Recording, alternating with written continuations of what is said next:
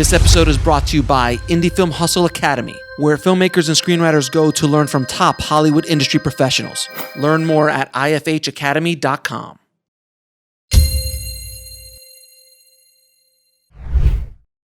The one thing out of all those contemporaries that you had in that time period in the 90s, I think, and remind me if I'm wrong, you're the only one that became also a full-fledged actor as well. Was there, I know Tarantino pops in and out, but you go off and act alone and don't direct everything you act in. So you were one of those guys. So you have a unique perspective on this because after She's the One, you worked on another little independent film called Saving Private Ryan with an unknown director, Mr. Spielberg at the time.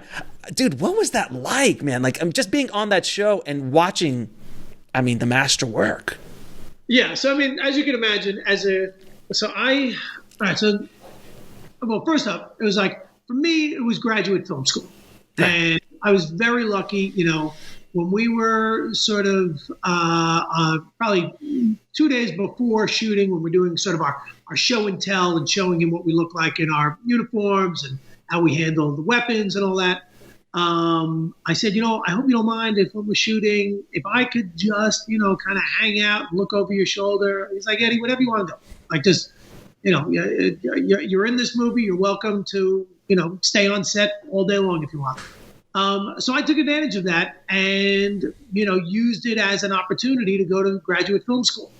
And it's funny, you mentioned before, like showing up on the set of She's the One and the intimidation and also working with actors. And I will say on that film, and probably I did it on McMullen, I'm sure as well, I thought the role of the director was to be directing the actors all the time.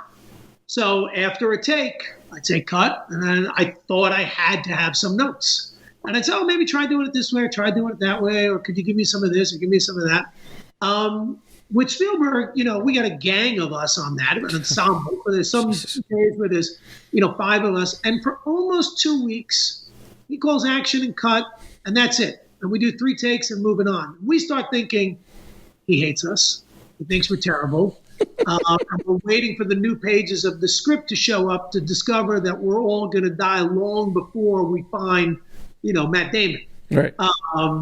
And then finally we have a day where he's like, cut, Eddie, come on over here. Do me a favor. I need you to try and do this. And, Adam, to Adam Goldberg, I just kind of feel like you're rushing through this. Maybe slow it down. And so he gives us all these notes. And, at lunch that day, of course, we're all talking, why do you think he gave us the notes today? Mm-hmm. So at lunch we go over and we talk to him. And he says, we ask him. And he said, well, today you didn't know what the hell you were doing. And he went on to his phone. And he's like, look, I hire professionals. I assume that you've done your homework and that you show up in the morning prepared. So I'm not going to jump on you after your first take and sort of hurt your confidence by suddenly giving you a note. I assume it's going to take you 3 or 4 takes to find your way into it. Now, some actors can get it on the first take and slowly fall apart. But it's like, I got an ensemble here with some scenes where I got 5 guys, all talking. I sit back and I let you do it, and I'll let you figure it out. And, for 2 weeks you did until today. So today I stepped in. And that absolutely changed my approach with working with them. Next movie I made, Sidewalks of New York. And granted, I worked with Stanley Tucci and Dennis Farina and, Rosario Dawson, which is, probably a second movie. But on that film, that's what I did. I was just like, I'm going to sit back and let them show me what they've prepared, and you work with someone like Stanley, the first take, he does it the way that it's scripted. The second take, he kind of plays with it a little bit. And then he sees that you're giving him room to play. And then he kind of really does his thing. And you're like, thank God I did not step in early and give him a note. Because now he feels so comfortable and he's just giving me all of this great material.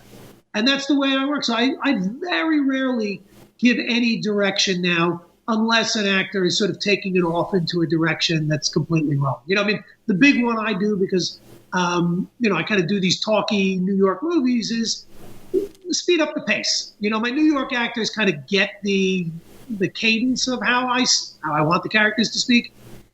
Sometimes other actors need to just speed it up a little bit. Was that the biggest lesson is that the biggest lesson you learned watching him direct? That, and I guess the second one was, if something that he has pre-planned doesn't work, he doesn't beat the dead horse. Like we had a pretty complicated Steadicam shot where I was trying to link a bunch of us together. And he probably did it about 4 or 5 times. And I could tell him and Janusz, the DP, they just weren't happy with it. And, like it's a big scene. There's squibs going off and stuff. And he's like, just give me a minute. And he kind of goes off and he takes, 5 or 10 minutes. And he's looking at the scene and he goes, okay, scratch what we did. I got a new way to shoot it. And we took a totally different approach into the scene. We did a scene with the dog tags where we shot it as scripted before lunch. And it was another one of those scenes where he's like, I don't like it. I'm not happy with it. Pulled us all together to lunch. He goes, guys, do me a favor, just improvise something here. I just want you to riff for 20 minutes. Go through the dog tags. And, the funny story is, in doing that, I read off a bunch of dog tags, and I name a bunch of guys that I went to grammar school with. And they had, I forget what writer was on set that day, but they recorded the improv.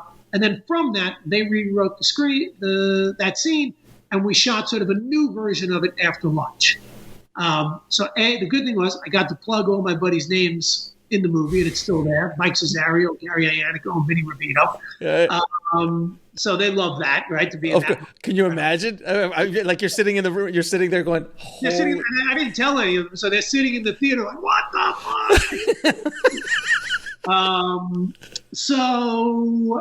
But anyhow, like that was a very valuable lesson too. Like, in your gut, and I'm sure you can speak to this as a filmmaker, mm-hmm. You have to trust your gut. Like, know when it doesn't work and when it's not funny or it just, it feels whatever. Your gut is telling you that. And a lot of times you just, you're afraid to make that kind of change on set because what's at stake, right? It's money, it's time. And seeing Steven with a movie that big make those kind of changes. We did not have, we shot that movie. It was scheduled to shoot 66 days. We wrapped in 58. That's how efficient a filmmaker he is. Jesus Christ, right? Man. So, the other thing was, we shot all handheld, available light, sometimes 2 and 3 cameras going to it for a dialogue scene. So, the movie I make after that, Sidewalks of New York, not only did I steal the directing style, but that's how I came up with the pseudo-doc style. I was like, he's shooting this like an independent movie. We're banging through scenes here because the camera's on, the operator's shoulder. We're shooting available light. People are overlapping dialogue. I was like, all right, that's my next indie movie. I'm doing a pseudo-doc for that very reason.